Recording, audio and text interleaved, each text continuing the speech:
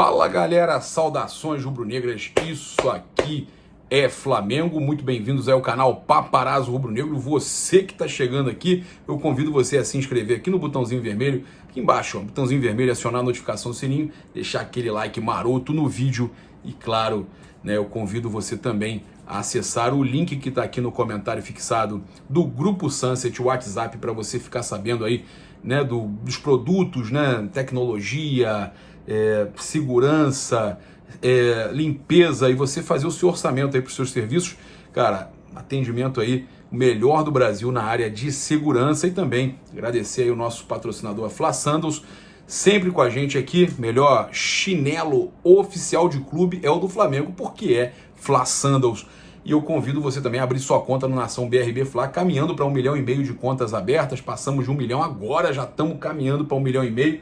Vamos com tudo. Lembrando que daqui a pouquinho, dia 1º de julho, tem 8 mantos sorteados para quem está usando o cupom Paparazzo na obra. Ó, inclusive 2 são autografados, 2 de goleiro. Cara, tudo manto aí top. 8 mantos sorteados, né, para 8 pessoas que abrirem a conta no Nação BRB Fla com o cupom Paparazzo logo depois da selfie, no link que está aqui também no comentário fixado. O banco parceiro do Flamengo, que agora tem investimento, tem até um CDB especial para a torcida do Flamengo, né, o CDB aí fantástico para a nação.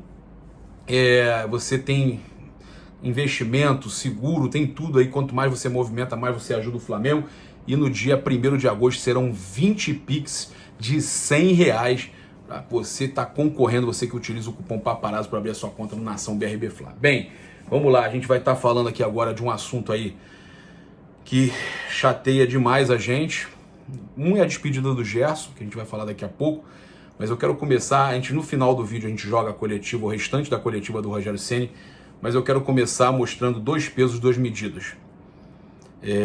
Eu acho, tá, que quando acontece uma situação do jogador sai chutando, sai revoltado, sai chateado de campo, como já aconteceu com o Gabigol e outros jogadores, o técnico não precisa vir a público e expor o jogador. O certo seria fazer o que o Rogério Ceni fez com o Gabigol.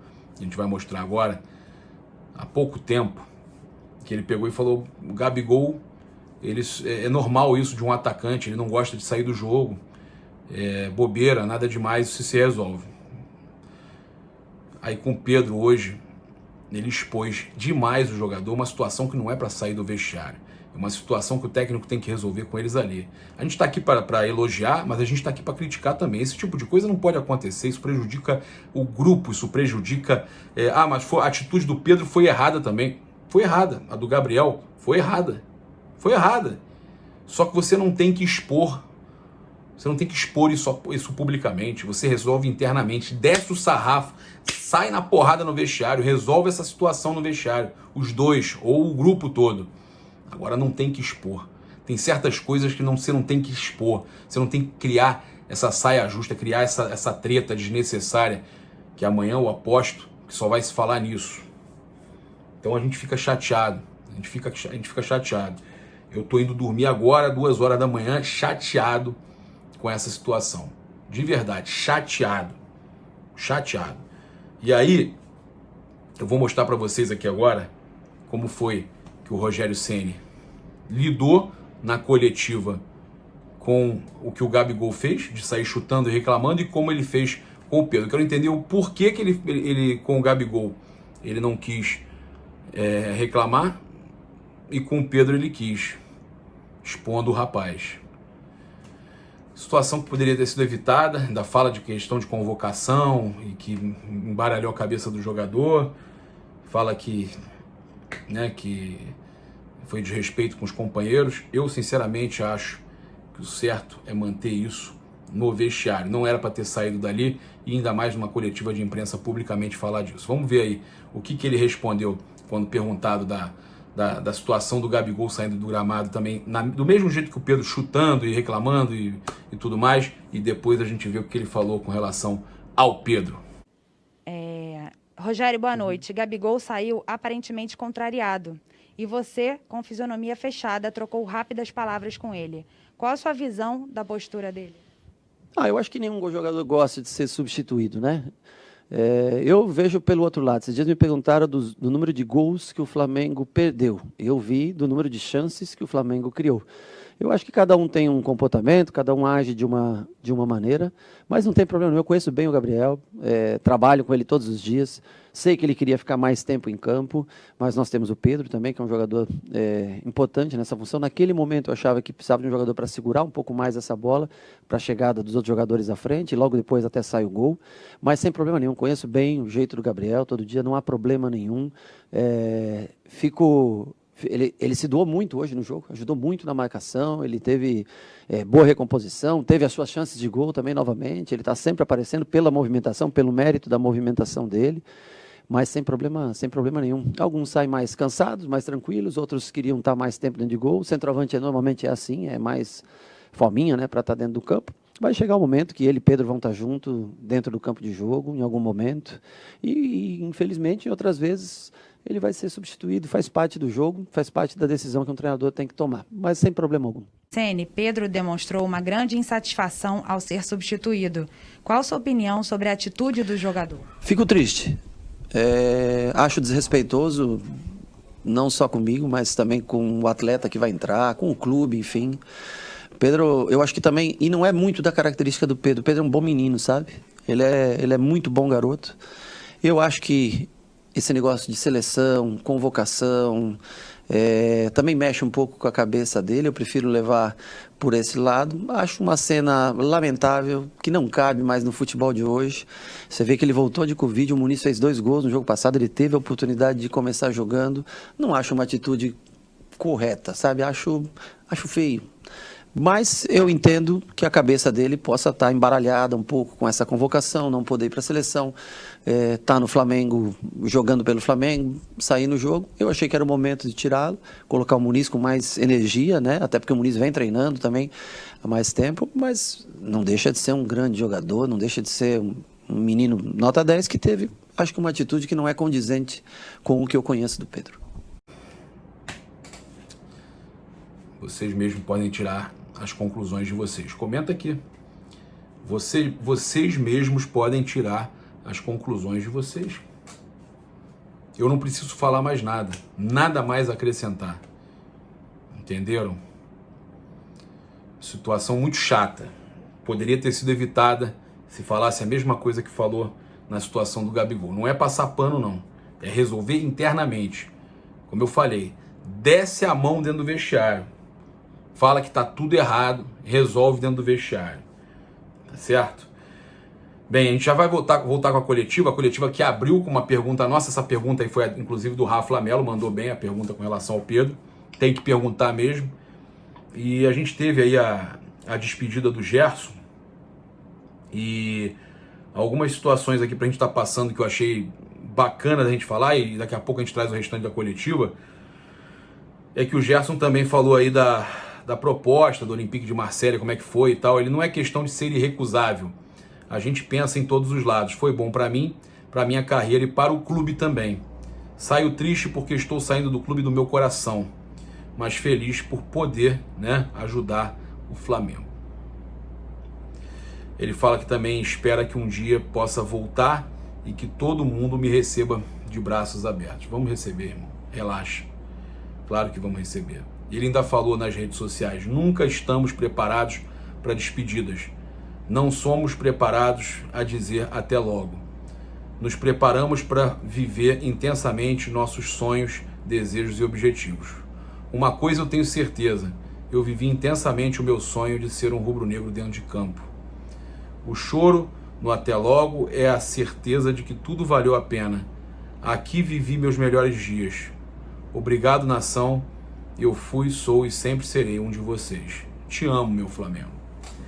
Eu tenho certeza, Gerson, certeza que você, quando voltar, vai continuar essa sua história muito linda aqui no Flamengo, vai ser um grande ídolo ainda. Já é, né, um cara muito querido por todos os torcedores do Flamengo. Vai voltar e vai brilhar muito. Né? Um pouquinho mais velho, mas vai brilhar muito aqui no Flamengo. Tenho dúvida disso, não tenho dúvida. A gente teve também a situação do Gerson, né? ele assinando o manto sagrado que irá direto para o Museu do Flamengo. Ele assinou o manto sagrado que vai para o Museu do Flamengo, até postei nas nossas redes aqui, né? Ele assinando lá, autografando. E eu também queria mostrar para vocês aqui como é que foi o momento que ele recebeu o prêmio, né?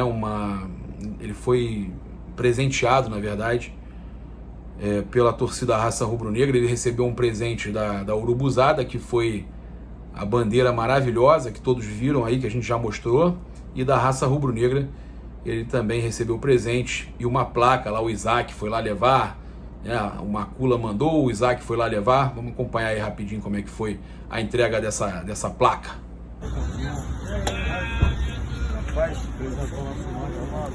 Qualquer lugar, tá? Aliás, beleza? Nossa, pode ter certeza que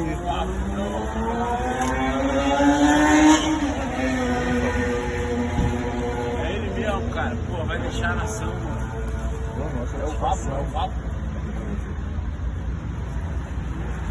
Obrigadão, mano.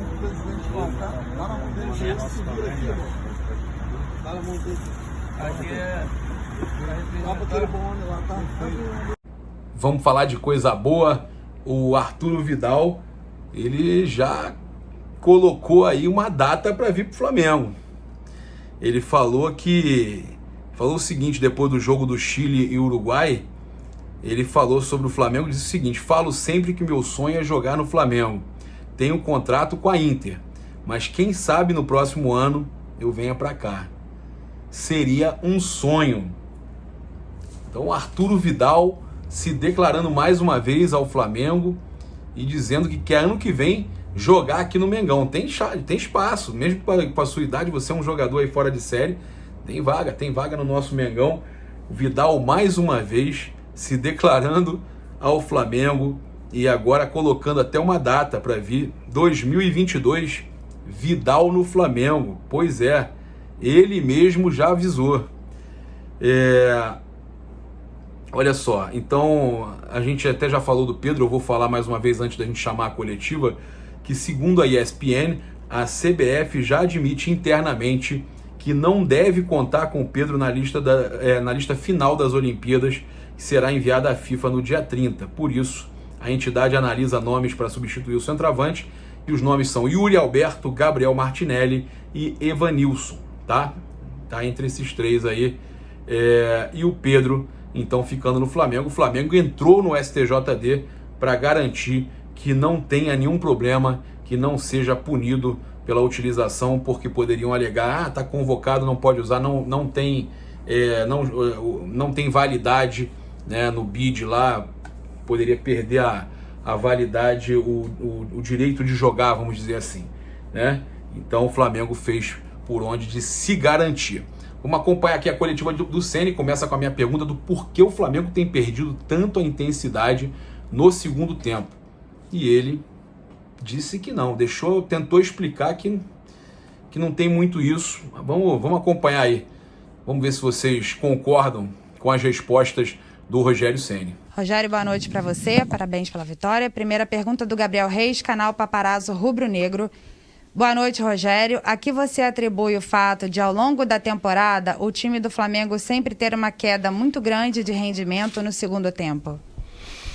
Olha, eu não vejo dessa maneira. Eu acho que há 2 ou 3 jogos atrás todos elogiavam o preparo físico do Flamengo. Eu acho que é uma coisa meio cíclica, né? Alguma coisa que anda em ciclos. Quando você zera um marcador, tem uma subida de rendimento na visão das pessoas. Quando você sofre um gol, tem uma queda de rendimento. Por exemplo, Michael, Bruno Henrique, e Vitinho, os 3 subiram de rendimento no segundo tempo, né? De intensidade e de distância. O problema é que você toma o gol muito no começo do segundo tempo. Isso sim é uma coisa que incomoda a gente, porque a gente volta para o segundo tempo alertando justamente disso e acaba tomando gol com menos de 30 segundos. E aí o comportamento da equipe fica um pouco mais alterado. E normalmente quando você começa a correr mais de forma errada, é onde você começa a sentir um pouco mais de desgaste. E primeiro que é natural que também, em determinados momentos, o cansaço vai batendo. Nós temos esses jogadores que estão iniciando os jogos consecutivos, já é o 4º ou 5º jogo que a gente joga com praticamente o mesmo time. E isso vai fazendo, são um intervalo de 3 dias, 4 dias. Isso vai fazendo com que os atletas sintam um pouco mais de cansaço. Mas muitos subiram a intensidade no segundo tempo. Mauro Santana, canal do Mauro Santana, boa noite. Hoje o banco tinha 3 zagueiros, 3 volantes e apenas o Muniz de atacante. Por que esta composição da relação de suplentes? Bom, eu trouxe todo mundo que eu tinha disponível para o jogo. Acho que não ficou ninguém fora da lista que eu tinha, né? Tem mais 3 jogadores de frente que estão na seleção do Uruguai, na seleção brasileira, 2 deles, né? Além do Isla, que é um jogador de defesa, de lado, na seleção chilena. Mas do que eu trabalhei a semana toda, tinha o Max ainda, que era uma opção, né? Que vem entrando nessa posição. Tenho treinado o Thiago Maia para tentar jogar pelo lado direito. Mas, assim, eu trouxe todos que eu tinha disponíveis para o jogo de hoje. Esse é todo mundo que tinha. Fred Uber, GE. Boa noite. Michael tem tido a sequência que tanto desejava, mas oscila bastante e muitas vezes faz escolhas erradas na execução das jogadas. Qual sua avaliação sobre o papel dele no time? Olha, o Michael é um jogador que colabora muito na recomposição, é um jogador que o Flamengo investiu bastante dinheiro no Michael quando o trouxe. Deve ter visto coisas boas no Michael. E nós estamos tentando colocá-lo para jogar, ganhar confiança, ter essa decisão de 1 contra 1 no final, que é o ponto forte dele, justamente, é quando ele sai no mano a mano contra o lateral, ou no caso hoje, muitas vezes, contra o terceiro zagueiro, né, do Fortaleza. A tomada de decisão dele é algo que precisa ser melhorado, mas ele tem colaborado bastante. Eu sei que talvez hoje as pessoas, e até eu pensei em determinado momento, né, em entrar, por exemplo, com Pedro e Muniz, né? Eu acho que seria uma das possibilidades, e botar Bruno Henrique para fazer a função do Michael, por exemplo. Era uma única possibilidade que teria, uma única variação. Mas eu fico feliz de ter escolhido o Bruno Henrique para estar perto do gol, porque foi ele que fez os 2 gols. Se ele estivesse acompanhando o lateral até lá embaixo, com certeza ele não estaria naquele momento para fazer o gol aonde ele se encontrou. E Muniz e Pedro são ótimos jogadores, são 9s. Eles não têm a velocidade como tem o Bruno Henrique para puxar os contra-ataques, né? Então, assim, eu preferi usar o Michael para acompanhar o corredor, colaborar na recomposição, e ter o Bruno Henrique, que é um jogador fundamental e que sempre costumou jogar por dentro, né? Quando jogava muito com o Gabriel, sempre por dentro, mais próximo do gol. Fico feliz da escolha ter sido feita e ele ter conseguido fazer esses 2 gols, né? A partir do momento que o Pedro cansou, ele já vinha com Covid, vinha há algum tempo parado, aí nós resolvemos colocar o Muniz para fazer essa parceria com o Bruno Henrique. Letícia Marques, coluna do Fla. Boa noite, Rogério Ceni. Desde que o Flamengo passou a ter desfalques por conta da Copa América e eliminatórias, Bruno Henrique passou a atuar mais centralizado e subiu a média de gols. Quando os atletas retornarem, esse posicionamento deve ser mantido ou alterado? Aí é algo que nós vamos estudar, vamos ver também como cada um retorna, né? Lembrando que o Arrascaeta também teve Covid, perda de peso. Vamos ver como volta Gabriel, como volta o Everton da seleção.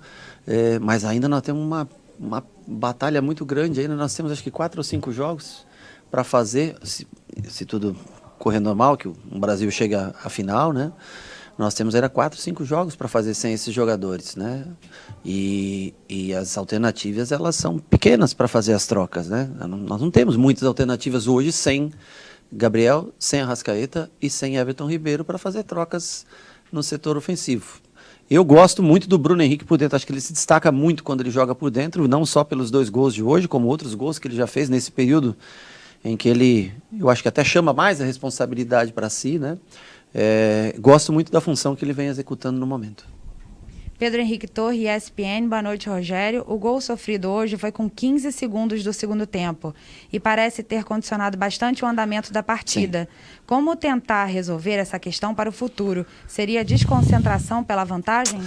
Olha, eu acho que não, porque a gente, na entrada do túnel, nós nos reunimos, atenção no começo do segundo tempo. Então, assim, eu não tenho uma lógica para te explicar. Nós, talvez possa ser uma perda de foco momentânea no começo do segundo tempo. E aí acontece o gol, eu acho que o gol influenciou diretamente no rendimento da equipe logo naqueles primeiros minutos, principalmente pós o gol. Depois nós tivemos as nossas oportunidades de fazer, aliás, bem claras, né, com o Gerson, com o Bruno Henrique, bola na trave, depois no rebote Mateuzinho chutando a bola, o zagueiro tirando em cima da linha. Mas foi um jogo muito físico, muito pesado. O gramado dificulta você ter bastante o controle do jogo. Mas mesmo assim, foi como no jogo passado contra o Bragantino. Nós criamos o dobro de oportunidades que o adversário, se nós tivéssemos feito o terceiro gol antes. Mas com relação ao gol sofrido, é algo que nós temos que estar mais atentos nos inícios de segundo tempo. Jonas Stelman, Rádio Alternativa Esporte. Boa noite, Rogério. Parabéns pela vitória. Qual a importância da volta do Thiago Maia em meio à saída do Gerson? Muito importante na minha concepção, na minha cabeça. É um jogador que eu vejo não para fazer a função do Gerson, porque como o Gerson, ninguém se posiciona no campo, ninguém joga tão bem de costas, né, para o adversário, protegendo essa bola, girando, levando a bola à frente. Ele é um jogador diferenciado. Mas o Thiago foi um jogador que a diretoria também insistiu depois da sua lesão para ficar aqui no Flamengo, né? E eu queria ter colocado o Thiago Maia hoje. Mas o jogo, a lesão dele não é uma lesão simples, é uma lesão complexa. Ele vem treinando bem, mas num jogo tão disputado, tão físico mesmo foi esse jogo na fase final, eu achei melhor preservar para uma próxima oportunidade. Eu tenho mais 2, 3 dias de treinamento para que ele... Mas eu conto muito com o Thiago. É um jogador que eu tenho como opção para usar nessa posição ou na função que o Gerson, infelizmente, nos deixa hoje. Então eu confio muito, acredito muito nele, mas assim, as pessoas têm que ter um pouco de calma, porque não é uma lesão simples que ele sofreu. Não é uma coisa que você coloca o jogador dentro de campo e você não corre risco nenhum. Ele tem ainda que pegar esse ritmo de jogo. Hoje, pelo jeito que se desenhou a partida, eu não achei que era o momento ideal para colocá-lo no campo de jogo. Bruno Cortes, Grupo Globo. Rogério, qual foi a importância do Gerson nesse período em que você esteve à frente do time? Ele é um jogador diferenciado, uma pessoa também muito querida por todos. Acho que todos têm vídeo as homenagens que o clube fez, que os atletas fizeram, que o torcedor fez hoje aqui na arquibancada. Ele é um cara nota 10, fácil de se lidar no dia a dia, talentosíssimo, vai fazer muita falta pra gente. Vai pesar muito, porque agora, além dos 4 desfalques, nós também temos a saída do Gerson para esses próximos 4, 5 jogos e a não volta desses outros jogadores. Então, nós vamos ter que encontrar alguma solução de maneira parecida ou pouca coisa diferente para tentar minimizar essa ausência que é muito significativa para a gente. Guilherme Gordo, Rádio Bangu FM. Sene, boa noite. Com a saída de Gerson, você pensa em colocar o William Arão como volante ou ainda pensa em improvisar o jogador como zagueiro?